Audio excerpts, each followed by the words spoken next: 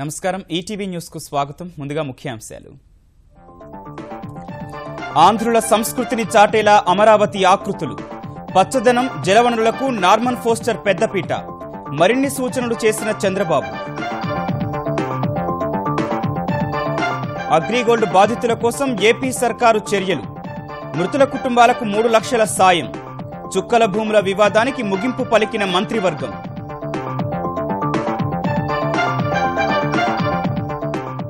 సామాజిక సాధికారతే లక్ష్యంగా SC ST ప్రత్యేక నిధి బిల్లు పటిష్ట మార్గదర్శకాలు రూపొందించిన తెరాస సర్కారు నేడు తెలంగాణ శాసనసభలో చర్చ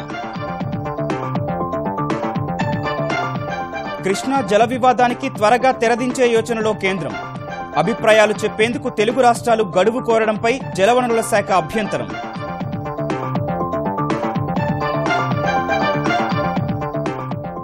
ప్రాథమిక ఉపాధ్యాయులకు శిక్షణ తప్పనిసరి చేసిన కేంద్ర మంత్రివర్గం అర్హత సాధించేందుకు 2019 వరకు గడువు జీఎస్టీపై సన్నాహాలు ముమ్మరం అన్నాడీఎంకే రెండాకుల గుర్తు స్తంభింపచేసిన ఈసీ మరింత సమయం అవసరమని వెల్లడి ఆర్కే నగర్లో వేరే గుర్తుపైనే శశికళ పన్నీర్ సెల్వం వర్గాల పోటీ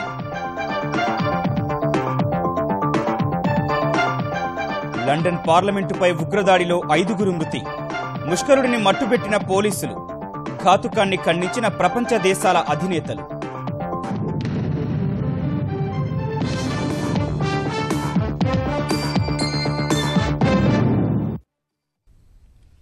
అమరావతిలోని ప్రభుత్వ పరిపాలనా నగరంలో పూర్తిగా విద్యుత్ ఆధారిత రవాణా వ్యవస్థ ఉండాలని ముఖ్యమంత్రి చంద్రబాబు నమూనాల రూపకల్పన సంస్థ నార్మన్ ఫోస్టర్కు సూచించారు.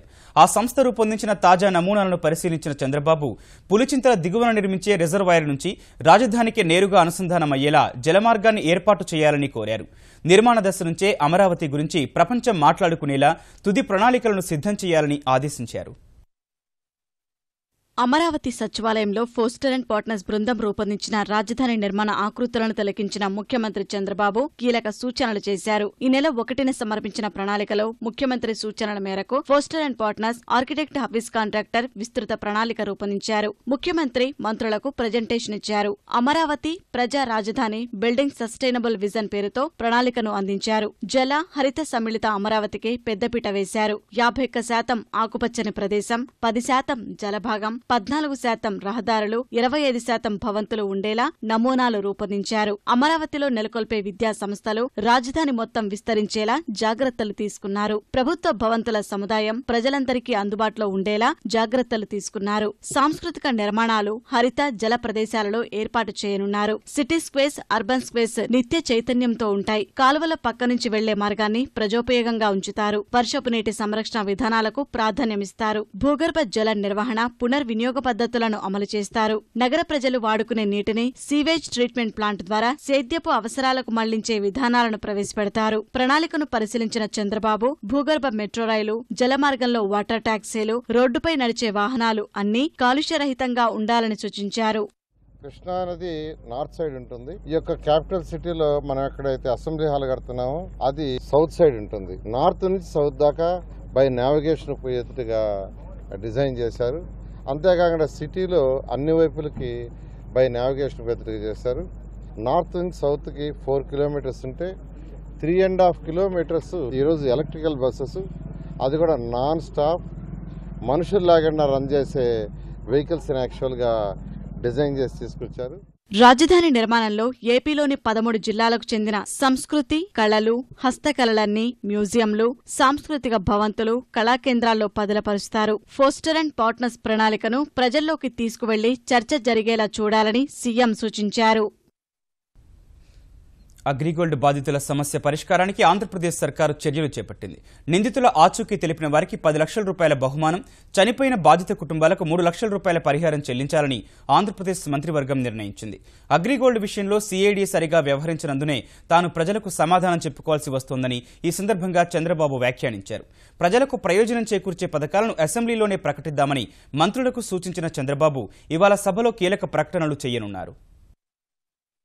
ఫిషరీస్ ఓషియన్ విశ్వవిద్యాలయం ఏర్పాటుకు సంబంధించిన డ్రాఫ్ట్ బిల్లుకు ఆంధ్రప్రదేశ్ మంత్రిమండలి ఆమోదం తెలిపింది. ప్రస్తుత శాసనసభ సమావేశాల్లోనే ఈ బిల్లును ప్రవేశపెట్టనుంది. అమరావతి సచివాలయంలో ముఖ్యమంత్రి చంద్రబాబు అధ్యక్షతన సమావేశమైన ఏపీ మంత్రివర్గం ఈ నిర్ణయం తీసుకుంది. పీపీపీ పద్ధతిలో 300 కోట్లతో ఈ విశ్వవిద్యాలయాన్ని నెలకొల్పనున్నారు. చిత్తూరు జిల్లా తాగునీటి సరఫరా ప్రాజెక్టు మొబైలైజేషన్ అడ్వాన్స్ ను 3 వాయిదాల్లో తిరిగి చెల్లింపు, మొబైలైజేషన్ అడ్వాన్స్ పై వడ్డీ మాఫీ తదితర ప్రతిపాదనలకు మంత్రిమండలి ఆమోదం తెలిపింది. మైనింగ్ శాఖ ప్రధాన కార్యాలయంలో 2 డిప్యూటీ డైరెక్టర్ పోస్టులతో పాటు 4 సహాయక పోస్టుల భర్తీకి పచ్చజెండా ఊపింది. విశాఖ జిల్లా పెదగంట్యాడలోని ఈఎస్ఐ డిస్పెన్సరీకి, తూర్పుగోదావరి జిల్లా పెరుమాళ్లపురంలో ప్రభుత్వ డిగ్రీ కళాశాలలో పోస్టుల భర్తీకి ఆమోదం తెలిపింది. ప్రభుత్వ ఆసుపత్రులలో ప్రసవం తర్వాత మాతృ సంరక్షణ నిమిత్తం మదర్ కిట్ ఇవ్వాలనే ప్రతిపాదనకు ఆమోదముద్ర వేసింది. బసవతారక మదర్ కిట్ పేరిట 800 రూపాయల వ్యయం చేసే కిట్లు ఈ పథకం కింద పంపిణీ చేయనుంది. ఎడ్యుకేషన్ డైరెక్టర్ ఆధ్వర్యంలో నిర్వహిస్తున్న 13 ప్రభుత్వ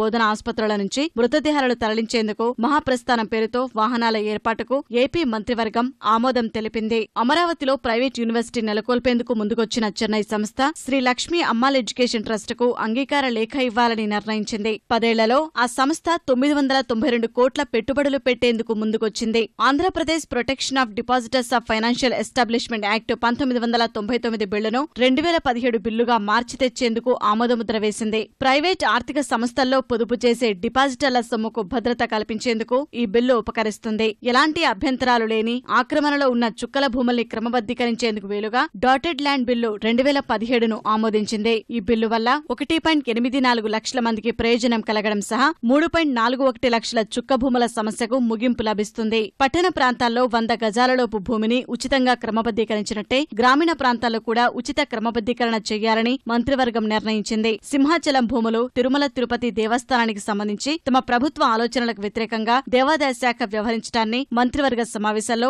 ముఖ్యమంత్రి తప్పుపట్టారు. దోమల నియంత్రణకు ప్రత్యేక చట్టం తీసుకొచ్చే అంశంపైన మంత్రివర్గంలో చర్చించారు. శ్రీలంక మాదిరిగా ఓపెన్ డ్రైనేజీ వ్యవస్థ లేకుండా చేయటం, దోమల వృద్ధికి ఆస్కారం కల్పించే అంశాల్లో చర్యలు తీసుకోవటం వంటివి చట్టంలో ప్రధానాంశాలుగా గుర్తించారు. దళిత గిరిజనులకు జనాభా దామాషకు అనుగుణంగా ప్రత్యేకంగా నిధులు ఖర్చు చేసేందుకు తెలంగాణలో కొత్త చట్టం రూపుదిద్దుకోనుంది. ఇందుకు పటిష్టమైన మార్గదర్శకాలతో రూపొందించిన బిల్లును తెరాస సర్కారు బుధవారం శాసనసభలో ప్రవేశపెట్టింది. నేడు బిల్లుపై చర్చ జరగనుంది. తెలంగాణ ప్రభుత్వం ప్రవేశపెట్టిన దళిత గిరిజన ప్రత్యేక అభివృద్ధి నిధి బిల్లు 2017ను దళిత గిరిజన ఉప ప్రణాళిక స్థానంలో రూపొందించారు. ఈ బిల్లు చట్టం మారిన తర్వాత తెలంగాణ వార్షిక ప్రగతి పద్దు నుంచి ఎస్సీ ఎస్టీ జనాభాకు అనుగుణంగా ప్రత్యేక అభివృద్ధి నిధి ఏర్పాటు చేస్తారు. భద్రత, సామాజిక సాధికారతతో పాటు సమధర్మాన్ని పెంపొందించి ఆర్థిక, విద్యాపరమైన మానవాభివృద్ధిపై దృష్టి కేంద్రీకరిస్తారు. బిల్లు ప్రకారం నిధుల కేటాయింపుతో పాటు ఆయా వర్గాల అభివృద్ధి కోసం ప్రణాళికలు రూపొందించాలి. నిధి పర్యవేక్షణ కోసం నోడల్ ఏజెన్సీ ఏర్పాటు చేస్తారు. ఆయా సామాజిక వర్గాలకు ప్రయోజనం చేకూర్చే పథకాలకు ప్రత్యేక నిధి నుంచి 100% కేటాయింపులు చేస్తారు. ప్రతి జిల్లాలో కలెక్టర్ చైర్మన్ గా ఏర్పాటయ్యే జిల్లా పర్యవేక్షణ కమిటీలు ప్రత్యేక అభివృద్ధి నిధి అమలు బాధ్యత పర్యవేక్షణ చేయాల్సి ఉంటుంది. ప్రత్యేక అభివృద్ధి నిధి అమలుకు సంబంధించి నోడల్ ఏజెన్సీలు ప్రతి సంవత్సరం వార్షిక నివేదికలను శాసనసభ మండలికి సమర్పించాలి. చట్టం నిబంధనల అమల్లో ఇబ్బంది ఎదురైతే వాటిని తొలగించే అధికారం ప్రభుత్వానికి ఉంటుంది. ఇందుకు ఉభయ సభల ఆమోదం పొందాలని అంశాన్ని బిల్లులో చేర్చారు. చట్టంలోని నిబంధనల అమలు, పర్యవేక్షణకు అధికార, అనధికార సభ్యులతో ఓ స్వతంత్ర సంస్థను ఏర్పాటు చేయాలి. ఈ చట్టం అమలుతో 2013 దళిత గిరిజన ఉప ప్రణాళిక చట్టం రద్దు కానుంది. బ్రిటిష్ పార్లమెంట్పై జరిగిన ఉగ్రదాడిలో 5గురు మృత్యువాత పడ్డారు. 40 మందికి పైగా గాయపడ్డారు. లండన్లోని హౌస్ కామన్ సమీపంలోని వెస్ట్ మినిస్టర్స్ బ్రిడ్జిపై వెళ్తున్న పాదచారుల్ని కారుతో ఢీకొట్టిన ముష్కరుడు బ్రిటిష్ పార్లమెంట్లోకి ప్రవేశించేందుకు విఫలయత్నం చేశాడు. ఈ క్రమంలో ఒక పోలీస్ అధికారి సహా 3 పౌరులను బలిగొన్న ఉగ్రవాదిని పోలీసులు మట్టుబెట్టారు. తీవ్రవాదుల కోసం గాలింపు చేపట్టిన పోలీసులు చాలా సమయం పార్లమెంటు పరిసరాలను స్తంభింపజేశారు. ఐరోపా దేశాలను లక్ష్యంగా చేసుకున్న ముష్కరులు పటిష్టమైన భద్రతా ఏర్పాట్లుండే బ్రిటిష్ పార్లమెంటుపైనే గురిపెట్టి ప్రపంచ దేశాలను మరోసారి కలవరానికి గురిచేశారు. బ్రసెల్స్ లో ఉగ్రదాడి జరిగి బుధవారానికి ఏడాది పూర్తికాగా సరిగ్గా అదే తేదీన మరో ఐరోపా దేశం బ్రిటన్లో మారణ హోమానికి తీవ్రవాదులు విఫలయత్నం చేశారు. లండన్లో హౌస్ కామన్స్ లో బ్రిటిష్ ప్రధాని మే సహా ఎంపీలంతా సభా కార్యకలాపాల్లో నిమగ్నమై ఉండగా ఒక ముష్కరుడు దాడికి పాల్పడ్డాడు.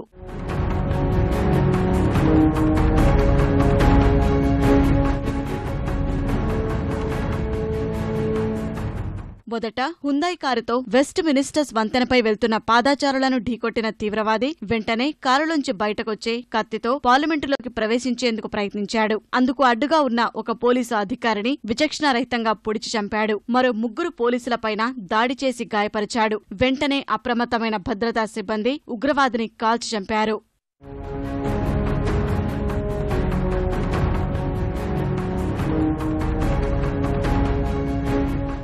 ఈ దాడిలో గాయపడిన వారిని హుటాహుటిన ఆసుపత్రికి తరలించారు. దాడి జరిగిన వెంటనే పార్లమెంటు భవనాన్ని, పరిసర ప్రాంతాలను, పాఠశాలలను మూసివేసిన పోలీసులు ఇంకా ఎవరైనా ముష్కరులు ఉన్నారా అనే అనుమానంతో అణువణువు గాలించారు. ఈ సందర్భంగా ప్రఖ్యాత లండన్ ఐ సహా అన్ని ప్రదేశాల్ని స్తంభింపచేశారు. సోదాల తర్వాత ఒకే తీవ్రవాది దాడి చేసినట్లు తెలిపిన పోలీసులు లండన్ నగరమంతా మరిన్ని బలగాలను మోహరించారు. స్కాట్లాండ్ యార్డు పోలీసులు ఈ ఘటనపై దర్యాప్తు చేపట్టారు. ఒక పక్క సోదాలు జరుగుతుండగానే ప్రధానిని సురక్షితంగా ఆమె అధికారిక నివాసానికి చేర్చిన పోలీసులు సోదాలు పూర్తయిన తర్వాతే పార్లమెంటు భవనం నుంచి ఎంపీలను బయటకు రానిచ్చారు. తన నివాసానికి చేరుకున్న ప్రధానమంత్రి థెరెసా మే అత్యవసర పరిస్థితులను పర్యవేక్షించే కోబ్రా కమిటీతో సమావేశమై సమీక్ష నిర్వహించారు. పరిస్థితిని ఎప్పటికప్పుడు తెలుసుకుంటూ అధికారులకు తగిన సూచనలు చేశారు. లండన్ ఉగ్రదాడిని ప్రపంచ దేశాలు ముక్త కంఠంతో ఖండించాయి. బ్రిటిష్ ప్రధాని థెరెసా మేతో ఫోన్లో మాట్లాడిన అమెరికా అధ్యక్షుడు డొనాల్డ్ ట్రంప్ ఎలాంటి సాయానికైనా సిద్ధమని హామీ ఇచ్చారు. అమాయకుల ప్రాణాలు తీసిన వారిని న్యాయస్థానం ముందు దోషులుగా నిలబెట్టేందుకు సహకరిస్తామని తెలిపారు. జర్మనీ ఛాన్సలర్ ఏంజెలా మెర్కెల్ కూడా లండన్ దాడిని ఖండించారు. బ్రిటన్ ప్రజలకు అండగా ఉంటామన్నారు. ఫ్రాన్స్ అధ్యక్షుడు ప్రధానమంత్రి దాడిపై ఆవేదన వ్యక్తం చేశారు. ఉగ్రదాడిని ఖండిస్తూ కెనడా ప్రధానమంత్రి ట్వీట్ చేశారు. లండన్లో జరిగిన ఉగ్రదాడిలో ప్రవాస భారతీయులెవరూ చిక్కుకోలేదని విదేశాంగ మంత్రి సుష్మా స్వరాజ్ ట్వీట్ చేశారు. దాడిని ఖండించిన ఆమె మృతులకు సంతాపం తెలిపారు. లండన్లో భారత దౌత్య కార్యాలయంతో ఎప్పటికప్పుడు మాట్లాడుతున్నారని, భారతీయులకు ఎలాంటి ముప్పు వాటిల్లలేదని పేర్కొన్నారు. తెలుగు రాష్ట్రాల మధ్య కృష్ణా జలాల వివాదాన్ని వీలైనంత త్వరగా ముగించాలని కేంద్రం భావిస్తోంది. తెలుగు రాష్ట్రాలు తమ అభిప్రాయాలు చెప్పేందుకు పదే పదే గడువు పొడిగించకుండా ట్రైబ్యునల్లో వాదించాలనే యోచనలో కేంద్ర జలవనరుల మంత్రిత్వ శాఖ ఉంది. ఆంధ్రప్రదేశ్ పునర్విభజన చట్టం మేరకు బ్రిజేష్ కుమార్ ట్రైబ్యునల్ గడువును కేంద్రం పొడిగించింది. ప్రాజెక్టుల వారి కేటాయింపులు తక్కువ నీటి లభ్యత ఉన్నప్పుడు వినియోగం తేల్చే పనిని ట్రైబ్యునల్కు అప్పగించింది. ఇరు రాష్ట్రాలు తమ అభిప్రాయాలు లిఖితపూర్వకంగా ట్రైబ్యునల్కు సమర్పించిన తర్వాతే వాదనలు ప్రారంభమవుతాయి. జనవరిలో అభిప్రాయాలు దాఖలు చేయాల్సి ఉండగా గడువు కోరడంతో మార్చి 20 వరకు ట్రైబ్యునల్ సమయం ఇచ్చింది. మరో 4 వారాలు గడువివ్వాలని తాజాగా 2 రాష్ట్రాలు కలిసి ట్రైబ్యునల్ ఎదుట మెమో దాఖలు చేశాయి. గడువు కోరడాన్ని ట్రైబ్యునల్లో వ్యతిరేకించాలని బుధవారం కేంద్ర జలవనరుల మంత్రిత్వ శాఖ తమ న్యాయవాదిని కోరింది. నిర్ణీత వ్యవధిలోగా ట్రైబ్యునల్ పని పూర్తి చేయాల్సి ఉందని సూచించింది. ఆంధ్రప్రదేశ్లో ప్రతిపక్షానికి అహం తప్ప ఆలోచన లేదని, అభివృద్ధి కార్యక్రమాలకు అడ్డుపడుతోందని ముఖ్యమంత్రి చంద్రబాబు మండిపడ్డారు. తూర్పుగోదావరి జిల్లా కొత్తపేట నియోజకవర్గంలోని రావులపాలెం, వానపల్లి గ్రామ ప్రజలు, ప్రజాప్రతినిధులు DCMS chairman KV Satyanarayana Reddy విజయవాడలో తెలుగుదేశంలో చేరారు. వారిని పార్టీలోకి సాదరంగా ఆహ్వానించిన చంద్రబాబు అభివృద్ధి ధ్యేయంగా కలిసికట్టుగా పనిచేద్దామని పిలుపునిచ్చారు. ఎవరైతే నన్ను నమ్ముకున్నారో వాళ్ళ రుణం తీర్చుకోవాల్సిన బాధ్యత నా పైన ఉందని చెప్పి కూడా నేను మీకు తెలియజేస్తున్నా. దానికోసమే రాత్రి మొగుళ్ళు పనిచేస్తున్నాను. కుటుంబ వికాసం అని 15 పాయింట్లు తీసుకొచ్చాను. ఒక్కొక్క కుటుంబానికి నెలకు 10,000 రూపాయల ఆదాయం వచ్చే కార్యక్రమాలు చేపడుతున్నాను. ఇలాంటి సమయంలో రాష్ట్రంలో కావాల్సింది రాజకీయాలు కాదు. నిన్న మొన్న అసెంబ్లీలో మీరు చూశారు, 1,30,000, 1,50,000 రూపాయలు రైతు రుణ విముక్తిలో లాభం పొంది వాళ్ళు నన్ను విమర్శిస్తారు. ఇది ఎక్కడ న్యాయమో నాకైతే అర్థం కాలేదు. మండలి ఎన్నికల్లో మరింత కష్టపడి ఉంటే పట్టభద్రుల స్థానం దక్కేదని నెల్లూరు జిల్లా తెలుగుదేశం నేతలతో చంద్రబాబు అన్నారు. జిల్లా నేతలతో సమీక్ష నిర్వహించిన ఆయన పార్టీపైన, నేతలపైన చేస్తున్న తప్పుడు ప్రచారాలను సమర్థంగా తిప్పికొట్టాలని సూచించారు. కాకాని గోవర్ధన్ రెడ్డి వ్యవహారంలో సమర్థంగా వ్యవహరించబట్టే ఫలితాలు పార్టీకి అనుకూలంగా మారాయని గుర్తు చేశారు. 2019 ఎన్నికలకు ఇప్పటి నుంచే సిద్ధంగా ఉండాలని నేతలకు సూచించినట్లు పొలిట్ బ్యూరో సభ్యుడు సోమిరెడ్డి చంద్రమోహన్ రెడ్డి తెలిపారు. ఐకమత్యంగా పనిచేసినారు. 2 గ్రాడ్యుయేట్స్ కానీ టీచర్స్ కానీ ఫలితాలు మేము అనుకున్నట్టు ఆశించినట్టు రాలేదు. యునైటెడ్గా నెల్లూరు జిల్లాలో మేము ఈ 3 సంవత్సరాల్లో చేసినంత గ్రామీణ ప్రాంతాల్లో అభివృద్ధి, సంక్షేమం, ఓవరాల్ ఇరిగేషన్ ప్రాజెక్టులు కానీ దాన్ని మేము జనంలో తీసుకుపోయేదానికి 15 రోజులకు ఒకసారి బహిరంగ సభ, 15 రోజులకు ఒకసారి నియోజకవర్గ కార్యకర్తల సమావేశం పెట్టుకుంటాం. ఇన్ఛార్జ్ మంత్రి గారు, జిల్లా మంత్రి గారు, జిల్లాలో ఉండే నాయకులు అందరం సమిష్టిగా ముందుకు పోతాం. హైదరాబాద్ మహబూబ్ నగర్ రంగారెడ్డి ఉపాధ్యాయ ఎమ్మెల్సీ ఎన్నికల్లో తెరాస బలపరిచిన పీఆర్టీయూ అభ్యర్థి కాటేపల్లి జనార్దన్ రెడ్డి 4639 ఓట్ల మెజార్టీతో విజయం సాధించారు. మొదటి ప్రాధాన్య ఓటులో ఏ అభ్యర్థికి 50% ఓట్లు రాకపోవడం వల్ల రెండో ప్రాధాన్య ఓట్ల లెక్కింపు చేపట్టారు. విజయానికి 9670 ఓట్లు అవసరం కాగా జనార్దన్ రెడ్డికి 9734 ఓట్లు లభించాయి. దీంతో హైదరాబాద్ రంగారెడ్డి మహబూబ్ నగర్ ఉపాధ్యాయ ఎమ్మెల్సీగా జనార్దన్ రెడ్డి ఎన్నికయ్యారు. యూటీఎఫ్ అభ్యర్థి మాణిక్ రెడ్డికి 5095 ఓట్లు వచ్చాయి. సిట్టింగ్ ఎమ్మెల్సీపై వ్యతిరేకత సాధారణమే అయినా తనను మరోసారి గెలిపించిన ఉపాధ్యాయుల నమ్మకాన్ని నిలబెడతానని కాటేపల్లి హామీ ఇచ్చారు. దేశ విత్తన భాండాగారంగా తెలంగాణ పురోగమిస్తోందని తెలంగాణ వ్యవసాయ శాఖ మంత్రి పోచారం శ్రీనివాసరెడ్డి అన్నారు. తెలంగాణలో పర్యటిస్తోన్న ఇథియోపియా ప్రతినిధి బృందం హైదరాబాద్లో మంత్రితో సమావేశమైంది. విత్తనోత్పత్తి సహకార రంగంలో అధ్యయనం చేస్తున్నామని, ఇథియోపియా మాదిరే తెలంగాణలో వాతావరణ పరిస్థితులున్నాయని వివరించారు. విత్తనోత్పత్తిలో పరస్పరం పనిచేద్దామని వారికి హామీ ఇచ్చినట్లు మంత్రి తెలిపారు. సీడుకు అనువైనటువంటి రాష్ట్రం తెలంగాణ రాష్ట్రం. దేశంలో ప్రకృతి రీత్యా గాని వాతావరణ రీత్యా గాని తెలంగాణ రాష్ట్రం అన్ని సీడ్ ప్రొడక్షన్స్ కి అనువైనటువంటి దేశం. మన రాష్ట్రంలో 400 కంపెనీలు సీడ్ ప్రొడక్షన్ చేస్తా ఉన్నాయి, ప్రైవేట్ కంపెనీస్. దేశంలో ఉన్నటువంటి సీడ్ సరఫరాలో 60% తెలంగాణ రాష్ట్రం జరుగుతుంది. మనకు సీడ్ సర్టిఫికేట్ ఏజెన్సీ కూడా కేంద్ర ప్రభుత్వం మన రాష్ట్రానికి ఇచ్చింది. హైదరాబాద్ యూసఫ్ గుడిలో హత్యకు గురైన driver Nagaraju case IAS, IPS అధికారుల మధ్య వివాదంగా మారింది. ఈ కేసులో అరెస్టైన ఐఏఎస్ అధికారి ధరావత్ వెంకటేశ్వరరావు, అతని కుమారుడు వెంకట్ శుక్రుకు నాంపల్లి కోర్టు 14 రోజుల రిమాండ్ విధించింది. అంతకుముందు అస్వస్థకు గురైన యశోద ఆసుపత్రిలో చికిత్స తీసుకున్న ఐఏఎస్ వెంకటేశ్వరరావు పోలీసులకు లంచం ఇవ్వనందుకే తనను కేసులో ఇరికించారని ఆరోపించారు. ఈ మేరకు రహస్యంగా సెల్ఫోన్లో తన వాయిస్ రికార్డ్ చేసి మీడియాకు విడుదల చేశారు. అదే పోలీస్ స్టేషన్ లో చాలా మంది మంచి ఆఫీసర్లు ఉన్నారు. వాళ్ళు ఏమన్నారంటే, సార్ ఈ చాలా నటోరియస్ ఈయన ఎవడైనా పోలీస్ స్టేషన్ కర్మకాలి వస్తే వాడిగా నాశనం అయిపోతాడు సార్. ఈ పోలీస్ స్టేషన్ కు 75 లక్షలు వస్తుందట నెలకు మామూలు. ఇవన్నీ అట తీసుకెళ్లి మహేందర్ రెడ్డికి ఇంకా పై అధికారులకు ఇస్తారని చెప్పారు. నేను డబ్బులు ఇవ్వలేదని నన్ను కూడా కేసులో నువ్వు నీ కొడుకు సహాయం చేశావని ఇచ్చాను. అయితే ఈ ఆరోపణలను పోలీసులు ఖండించారు. హత్య కేసులో అరెస్టైన వ్యక్తి తమపైనే ఆరోపణలు చేయడంపై మండిపడుతున్నారు. కేసును తప్పుదోవ పట్టించడానికే ఐఏఎస్ అధికారి తమపై బురద జల్లుతున్నారని డీసీపీ తెలిపారు.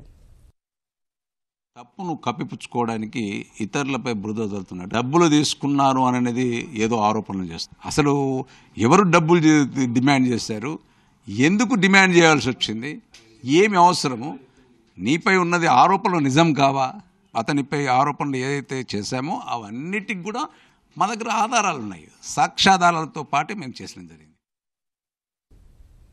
తెలంగాణలో ఐఓటీ సంస్థల్ని ప్రోత్సహించేందుకు టీ వర్క్ ఇంక్యుబేటర్ కేంద్రాన్ని ప్రారంభించనున్నట్టు ఐటీ శాఖ కార్యదర్శి జయేష్ రంజన్ ప్రకటించారు. ప్రముఖ ఐఓటీ సంస్థ ఆర్బీకామ్ హైదరాబాద్లో రూపొందించిన అధునాతన సాంకేతిక విజ్ఞాన కేంద్రాన్ని ప్రారంభించిన ఆయన సాఫ్ట్వేర్ అప్లికేషన్ సహా టైర్ 1 వినియోగదారుల సేవా కేంద్రాల ద్వారా దేశం మొత్తానికి ఆర్బీకామ్ ఇక్కడి నుంచే సేవలు అందించనుందని తెలిపారు. ఎలక్ట్రానిక్ తయారీ రంగ సంస్థలకు ప్రభుత్వం కల్పిస్తోన్న సదుపాయాలను హార్డ్వేర్ సంస్థలకి వర్తింపజేస్తామని జయేష్ రంజన్ పేర్కొన్నారు. ప్రాథమిక తరగతుల్లో విద్యార్థులకు బోధించే సిబ్బందికి ఉపాధ్యాయ శిక్షణ తప్పనిసరి చేస్తూ కేంద్రం నిర్ణయం తీసుకుంది. ప్రధాని మోదీ నేతృత్వంలో సమావేశమైన కేంద్ర మంత్రివర్గం విద్యా హక్కు చట్టానికి సవరణలు చేసేందుకు ఆమోదం తెలిపింది. 2010లో అమల్లోకి వచ్చిన ఈ చట్టం ప్రకారం ఉపాధ్యాయ శిక్షణ పొందిన వ్యక్తులే ప్రాథమిక తరగతుల్లో బోధించాలి. అప్పటికే బోధిస్తున్న వారు శిక్షణ పొందకుంటే 2015 లోపు అర్హత సాధించాలి. ఆ గడువును 2019 మార్చి 31 వరకు మంత్రివర్గం పొడిగించింది. జీఎస్టీ అమలుకు ఒక్కో అడ్డంకి తొలగించుకొని వస్తోన్న కేంద్రం కేబినెట్ ఎగుమతులు దిగుమతులపై సెస్సు సర్ఛార్జీల విధింపు రద్దునకు సంబంధించిన కస్టమ్స్ ఎక్సైజ్ చట్టానికి సవరణలు తీసుకురావాలని నిర్ణయించింది. నాబార్డు మూలధనాన్ని 5,000 నుంచి 30,000కు పెంచే చట్ట సవరణకు పచ్చజెండా ఊపింది. 6,721 కోట్లతో మేఘాలయ, మిజోరాం మధ్య జాతీయ రహదారుల అభివృద్ధికి ముంబైలోని జవహర్లాల్ నెహ్రూ నౌకాశ్రయం వద్ద 2,029 కోట్లతో నిర్మించనున్న హార్బర్ ఛానల్ విస్తరణ పనులకు ఆమోదముద్ర వేసింది. కేంద్ర ప్రసార శాఖకు చెందిన ఫోటో విభాగం 6 జాతీయ అవార్డుల ప్రదానోత్సవంలో కేంద్ర మంత్రి వెంకయ్య భావోద్వేగానికి గురయ్యారు. ఫోటో గొప్పతనాన్ని చెబుతూ తన అనుభవాన్ని పంచుకున్నారు. చిన్నప్పుడే చనిపోయిన తన తల్లి ఎలా ఉంటుందో కూడా తనకు తెలియదని తీవ్ర ఆవేదన వ్యక్తం చేశారు. I recollect the memory of missing the photograph of my mother. I lost my mother at the age of 1 year, 3 months. But unfortunately, I could not have a photograph of my mother. I always miss it, and then I could not even imagine how my mother used to be. People used to tell me that she's 5 feet 7.5 inches, fair and very complex and very bright and all those things. But I always feel I miss something.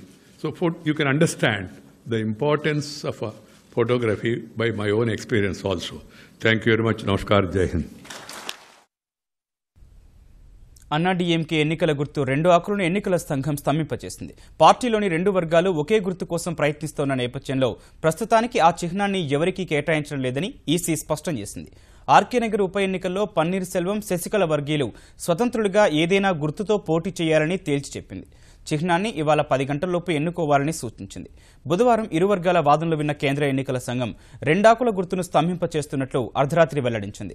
గుర్తు తమకే దక్కాలని పలు విజ్ఞాపనలు వచ్చిన నేపథ్యంలో వాటిని పరిశీలించి నిర్ణయం తీసుకునేందుకు సమయం పడుతుందని, అంతవరకు జరిగే ఎన్నికల్లో స్వతంత్రులుగానే పోటీ చేయాలని వివరించింది. ఫలితంగా 37 ఏళ్ల తర్వాత అన్నాడీఎంకే పార్టీ చిహ్నం లేకుండానే ఎన్నికల బరిలోకి దిగనుంది. ఎల్కే అడ్వాణీ సహా మరికొందరు భాజపా అగ్రనేతలతో ముడిపడి ఉన్న బాబ్రీ ఘటనపై నేడు సుప్రీంకోర్టులో విచారణ జరగనుంది.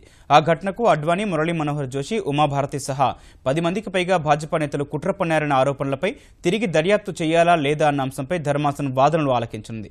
1992 డిసెంబర్లో ఉత్తరప్రదేశ్లోని అయోధ్యలో జరిగిన బాబ్రీ ఘటనకు అడ్వాణీ సహా మరికొందరు అగ్రనేతలు కుట్ర పన్నారని ఆరోపణలు రాగా ఆ అభియోగాలను రాయ్బరేలీ కోర్టు కొట్టివేసింది. రాయ్బరేలీ కోర్టు తీర్పును అలహాబాద్ హైకోర్టు సమర్థించగా సీబీఐ సుప్రీంకోర్టును ఆశ్రయించింది. ఈ కేసు నిన్న జస్టిస్ పీసీ ఘోష్ ముందుకు రాగా మరో న్యాయమూర్తి జస్టిస్ నారీమన్తో కలిసే వాదనలు వింటారని స్పష్టం చేశారు. ఈ మేరకు నేడు విచారణ జరపనున్నారు. ఈటీవీ న్యూస్ సమాప్తం. నమస్కారం.